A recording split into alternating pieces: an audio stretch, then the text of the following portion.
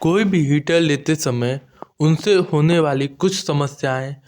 उनके उपाय आज हम इन वीडियो में बताएंगे, जिसमें आपको पूरी तरह से ये समझाएंगे कि कैसे उसमें दिक्कतें आती हैं और कैसे आपके हेल्थ को वो नुकसान पहुंचाते हैं और कैसे आप उनको अगर यूज भी करते हैं तो आपके हेल्थ को नुकसान नहीं होंगे। तो इस वीडियो में हम जानेंगे कैसे क्या उपाय करने चाहिए आपको अपने इन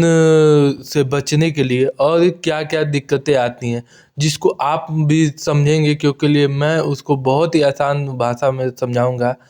तो कोई भी आप हीटर यूज करते हैं जैसे कि रॉड वाला हीटर, गैस वाला हीटर या ब्लोअर, हर चीज़ में आप देखिएगा कि उसमें उनके रॉड या एलिमेंट या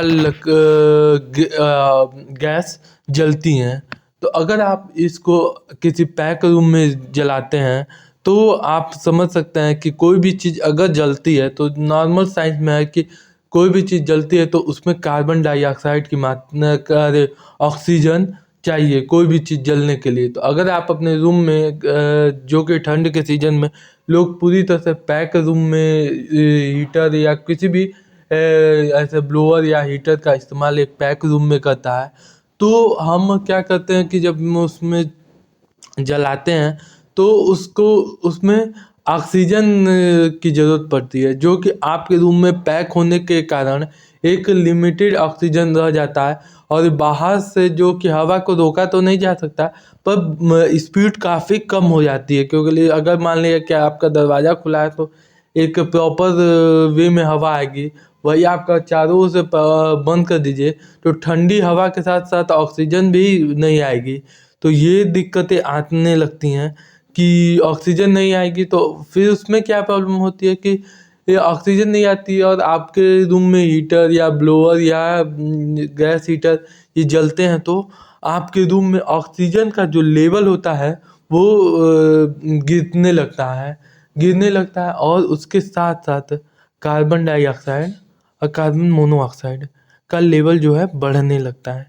तो उसके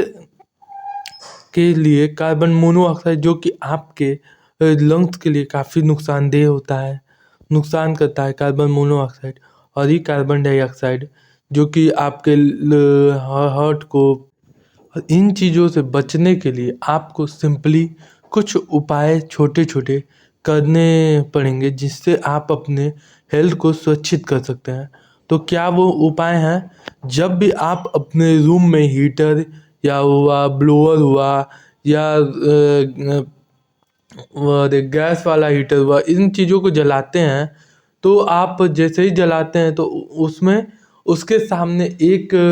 कटोरी में हुआ या ग्लास में हुआ आपको वाटर रख देना चाहिए, जिसकी वजह से आप सिंपली समझ सकते हैं जब वाटर गर्म होता है तो उसमें क्या होता है, वाटर का फार्मूला होता है H2O, जिसके थ्रू आपका वाटर गर्म होता है, निकलता है उसमें और आपके रूम में ऑक्सीजन की मात्रा बनाए रखता है।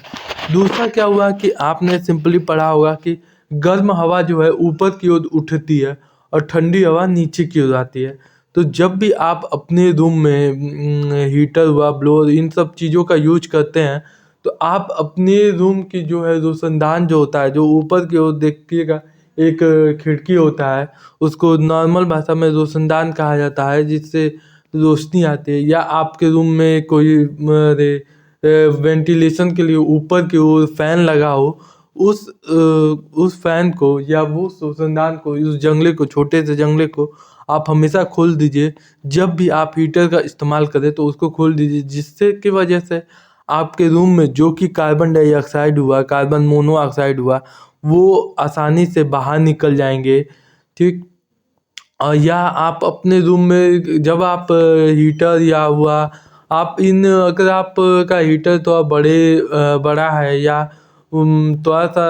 हैवी है तो आप उसको थोड़ा सा या तो अपने जंगले में से एक जंगला खोल दीजिए। कभी भी इसको रात भर इस्तेमाल मत कीजिए। एक पैक रूम में रात भर इस्तेमाल करने से कई लोग बेहोश भी हो जाते हैं, तो रात भर इस्तेमाल कभी मत कीजिए, जो कि आपके हेल्थ के लिए काफ़ी नुकसानदेह होगा, आपको काफ़ी दिक्कत लाएगा। तो इन चीज़ों का ये ध्यान रखिए।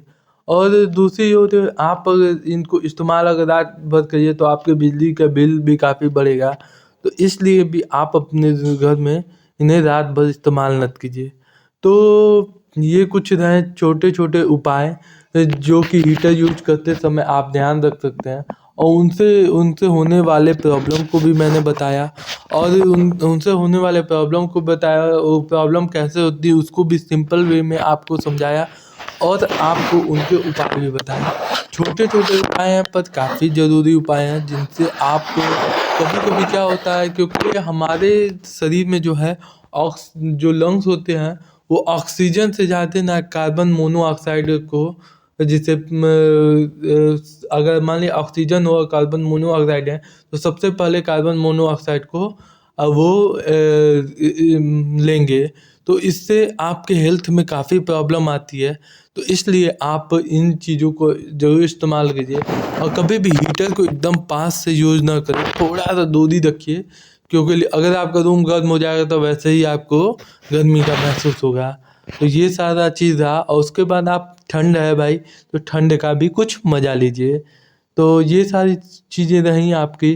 तो कैसा लगा ये वीडियो ज़रूर कमेंट में बताइए, और ज़रूर अपनी राय दीजिए, और किस चीज़ पे और वीडियो बनाना चाहिए ये भी ज़रूर बताइए। तो चलिए चलते हैं, ज़रूर लाइक शेयर एंड सब्सक्राइब ज़रूर कर दीजिए।